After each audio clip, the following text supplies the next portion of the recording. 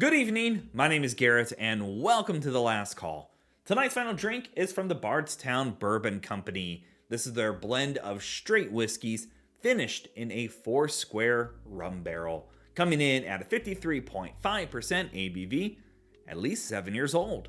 Now, more recently, I'm diving down the deep end of the Bardstown collaboration lineups. I think the Origin series is phenomenal, all with great age statements using their own distillation. This really caught my eye for a while, and I'm finally starting to see it come down in price a bit, enough that I finally decided to grab a bottle of it. And the thing I like about Bardstown is they tend to be very transparent about what they're doing and their whole process. This, right on the side here, tells us it's a blend of 90% Indiana 7-year-old whiskey that is a mash bill of 51% rye, 45 corn, and 4% malted barley, and then 10% Tennessee whiskey with 17 years with a mash bill of 84 corn, 8 rye, and 8 malted barley. And then it was finished in that Foursquare rum barrel for 23 months. So really cool process on this, first of all, being transparent about finishing times. And I think that might be one of the longest finishing times that I've actually seen on a bottle. Now, the Indiana portion most likely is coming from MGP. Nothing wrong with that. I like MGP's rye. The interesting part is that 17-year-old Tennessee portion. We're assuming that's going to be coming from Dickel. Though it is a 17-year and it's just 10%. So I'm really curious if we'll find the Dickel note, that kind of minerality coming across in this barreling, especially after the finishing process on it. But you know what? There's only one way to find out. Let's jump into the bottle itself. I will say I love the label. Beautiful color through the bottle. Get the etching on the back here. Their bottles are so striking, they're hard to miss on a shelf. And as always, make sure you like the video, subscribe to the channel, hang around for a bit, become a member if you'd like. If you're interested in some of the other collaboration products that I'm reviewing, or Bardstown in general, links to those videos will be up above and down below. I love their corks. Nice, thick, solid cork. Oh, it's already jumping out of the glass. Oh my.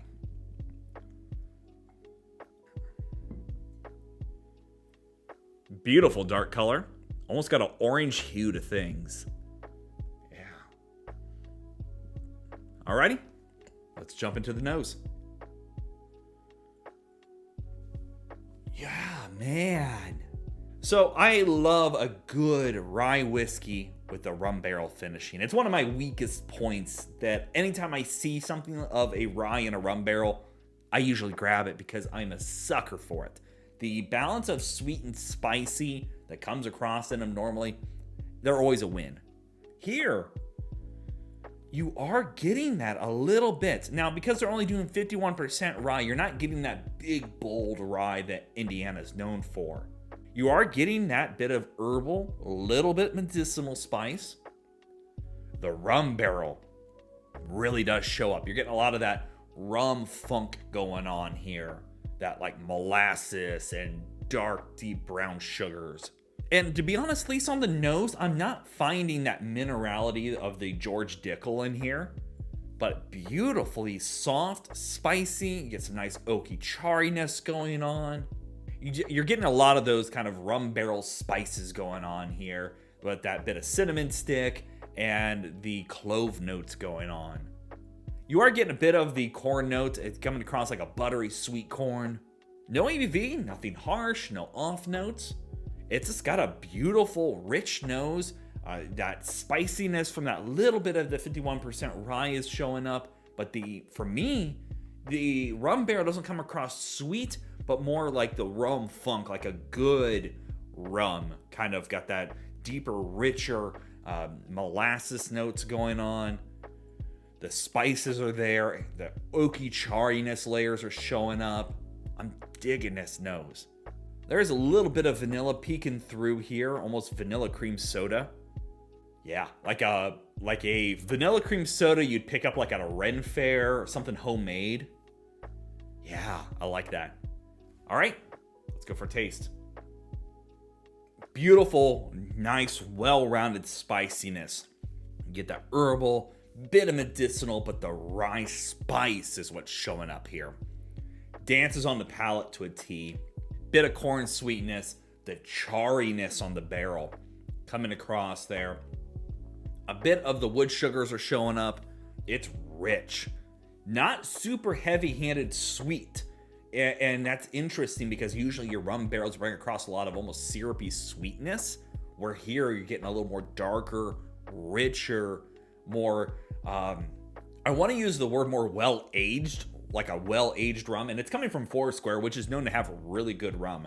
So you're getting more richer, darker notes going on in there.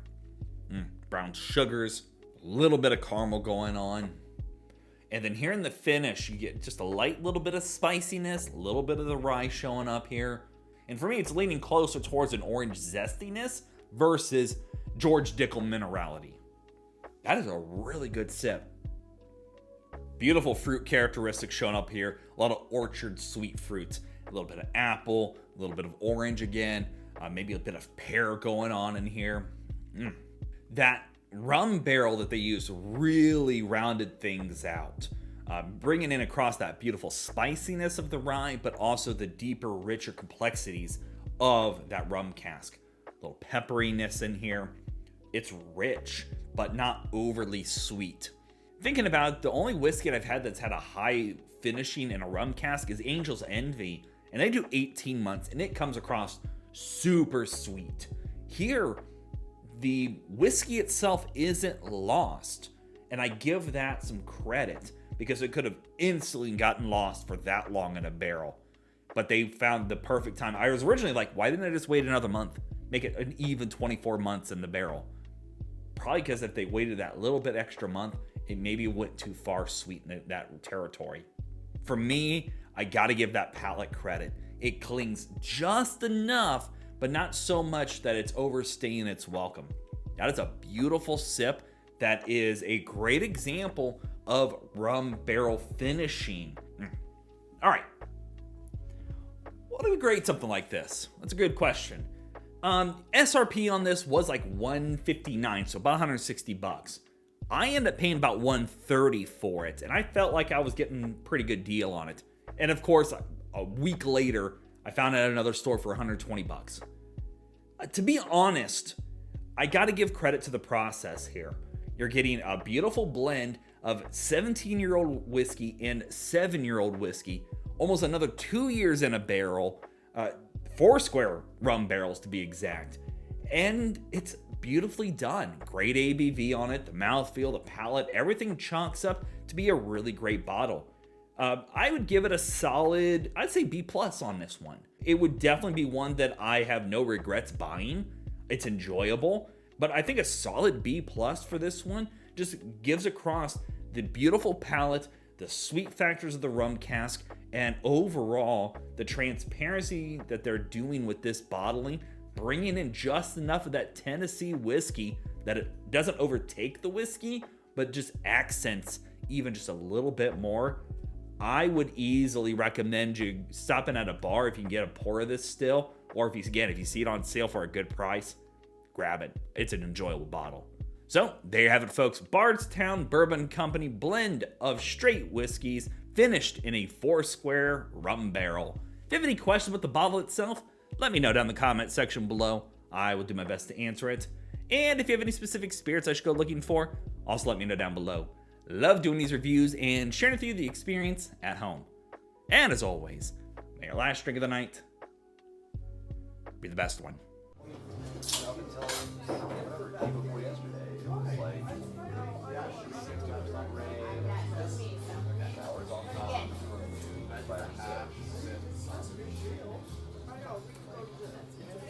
You know, and I even like it might not.